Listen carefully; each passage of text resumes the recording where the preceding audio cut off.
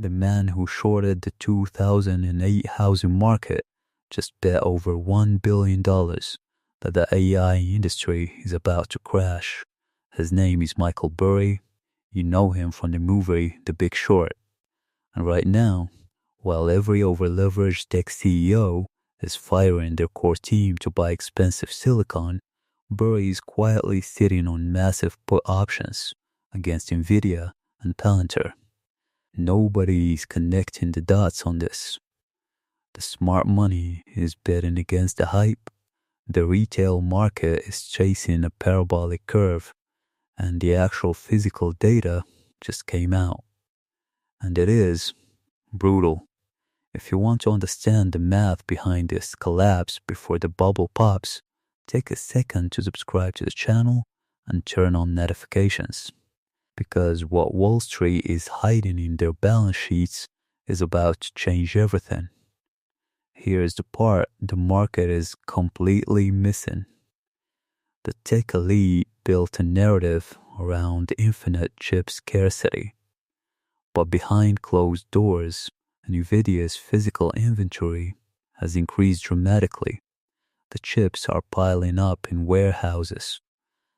Not because demand magically vanished, but because the physical infrastructure of the planet has hit a hard, unyielding wall. Massive multi-billion-dollar data centers are literally freezing. They are stalling and being delayed because of a critical lack of power.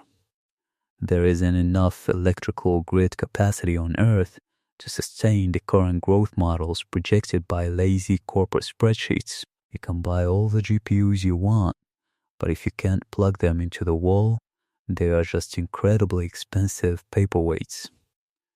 While data centers are stalling due to power grid limits, corporate leadership is using the A1 narrative to justify the sharpest tech layoffs since 2023. This week alone, Meta is cutting another 8,000 jobs, shifting teams into dedicated AI pods. This is the same company committing over $115 billion to infrastructure this year. They are literally clearing out humans to make room for compute. Cloudflare just cut 20% of its workforce during a quarter where revenue hit a record high of nearly $640 million. The CEO stated that just because you are fit doesn't mean you can't get fitter. Tech led every single sector in recent job cuts, and AI was cited as the direct reason for over a quarter of them, the highest share ever recorded. But then, Gartner published a study analyzing 350 global executives managing companies with over $1 billion in revenue. Real data, not vibes. 80% of them had already cut staff due to AI initiatives. And here's the punchline. The companies that fired their teams saw absolutely no higher return on investment than the companies that kept their people. Workforce reductions created short-term budget room, but they did not create actual, real-world productivity. Gartner predicts that by 2027, half of the companies that did these AI-attributed layoffs will be quietly rehiring for the exact same roles.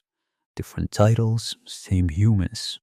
The automation is breaking on the operational edge. This is exactly what Burry is betting on.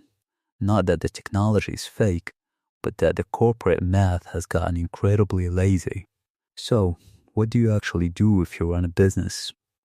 The smartest founders aren't firing people, they are replacing broken processes.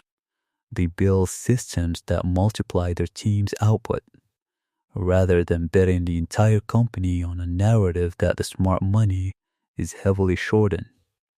They pre-qualify every tool like a CFO, checking if the software creates 3 times the value of its cost.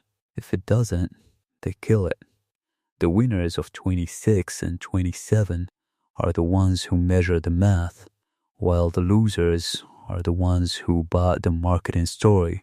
If you want more deep dives into the metrics that Wall Street tries to hide, leave a comment below with your take on the chip bubble, hit that like button, and watch the video appearing on your screen right now to see exactly how this liquidity trap plays out.